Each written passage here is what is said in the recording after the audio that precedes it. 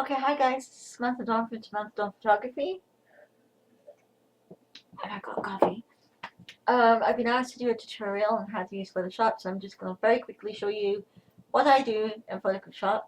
So first thing we're going to do is we're going to crop this picture down. So I usually go for 8 by 10. That's usually the size of ordinary photograph paper, so you don't waste any or anything like that. Photograph paper is expensive. So there we go. That's pretty simple. You just, whoa, edit, undo. You just move it where you want it, and yeah, crop.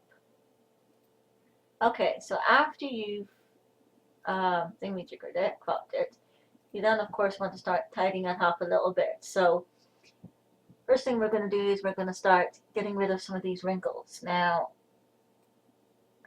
don't make the mistake, guys, that the magazines do, like fashion magazines, and make people look like fake and plastic. People have wrinkles. I'm sorry to say this, people have blemishes.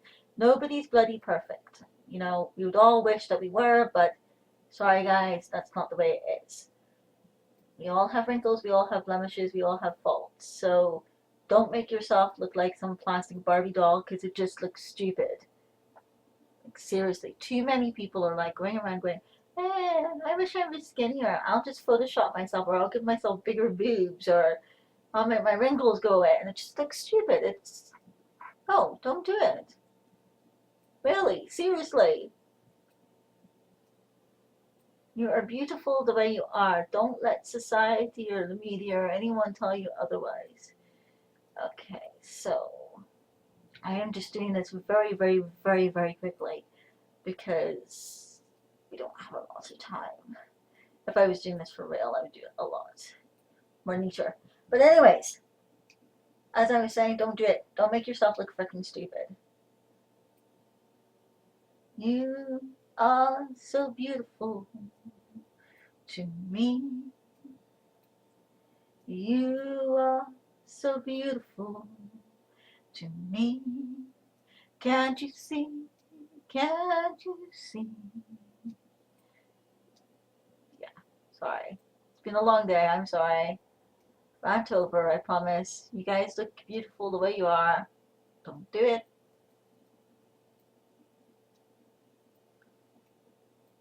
Okay, so now that we've tidied this up a little bit, we're going to save. And the reason for that, you'll see in a minute. File, save. Make sure you click JPEG or whatever format you want to use because otherwise it won't work.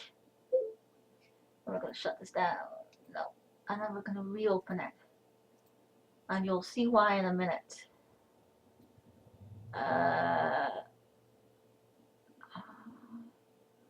It's going to be untitled, isn't it? Yes, this one here. Okay, so the next thing we're going to do is I had a friend who we're going to duplicate the background. Oh, frig.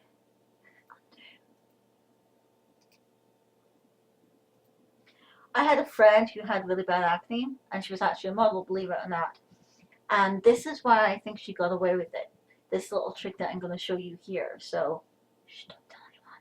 Okay, first of all, you're going to go to Filter, Dust and Scratches. You're going to set it to about 2. Just make sure the skin's nice and clean. Then you're going to go to Blur. You're going to go to Gaussian Blur. And you're going to set it to about 2 as well. Then you're going to go to Noise. You're going to go to Add Noise. And you're going to set that to 1. Then you're going to go to Layer, Layer Mask, Hide All. And then you are going to select your paintbrush and your white paint, and you're literally going to paint in the details you want to hide, or the things that you want to hide. So ta-da, all of a sudden, all her blemishes disappear. And if done correctly, it looks completely believable. If overdone, it looks stupid. But if you do it correctly, then it can actually be very effective at covering up those nasty little blemishes that won't go away. Okay, so I'm just going to very quickly do this because obviously I'm on a timer, guys. Like, I broke my screen recorder. I don't know what the hell is wrong with it. It's not recording sound properly. So I got a new one. And this new one's great. You know, the audio is like fantastic and all that. Like, You can hear it's actually better. The audio is actually better in this one than it is the old one. Only problem is there's a freaking time limit. 15 freaking minutes. Like, I'm sorry guys, but I talk longer than 15 minutes. Like, seriously. Like, I could not, yeah. It's just, that's just the way I am. Sorry. Just me. But, yeah. So, I'm having to rush this a little bit. If this was my own photograph and I was actually doing this for real, I'd probably take my time a little bit more, but it's not, so we're just gonna rush. Okay, so we're just gonna paint her in here. So that you can basically, that's basically it. You can see how that works. Do a little bit over here as well. She doesn't really need it too much, so she's younger. She's lucky she's got perfect skin. Oh, I think it gives it like a nice, almost makeup effect if it's done correctly. That makes it look nice and natural. But try and avoid the eyes and the lips because that just makes them look fake. Okay, another thing you can do is you can go, obviously you can go image, new layer, oh, oops, new layer, thank you. Then you can make a selection around her eyes, okay? Then you're going to pick the color of paint that matches her eyes, and you're going to color that bit in. Then you're going to go to image, or so you're going to go to layer, reveal all, then you're going to go over here, overlay, you're going to zoom in, you're going to select your black paint and your paintbrush with a smaller brush size, and you're going to take away the paint where you don't want to be colored. Okay, so anywhere you don't want to be colored, you take it away. So I'm going to leave like a nice sharp black area around her eye. But obviously do it for her like pupil or whatever you call it as well, because obviously that's not green, that's black. Okay, once you're happy with that, turn the opaque whatever down to 50. I can't say that word. And there you go, you end up with this nice effect on her eye, like her eyes a lot clearer, it's a lot brighter.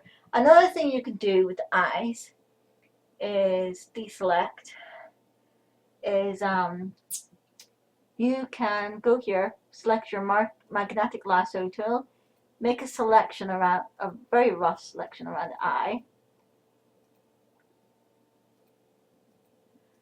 This is the quickest way to brighten up eyes and make them stand out.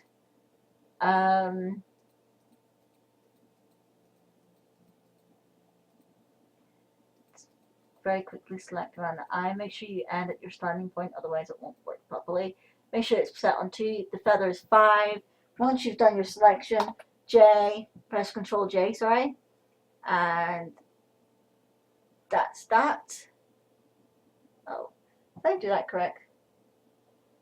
Control J. There we go.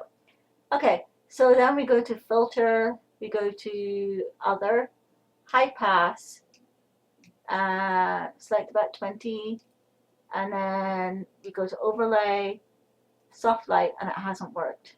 Oh, fuck. It's because the freaking thing's not saved. So we're going to get rid of that layer. Okay, we're going to save this again. Save, JPEG. Sometimes you have to keep saving, going back and forth, back and forth. I know it's annoying, guys, but yeah, I will actually do it quickly on this one. I'll just show you, okay? Make your selection around your eye, like I said before. Select, select, select, select, select, select, select, select, select, select, select.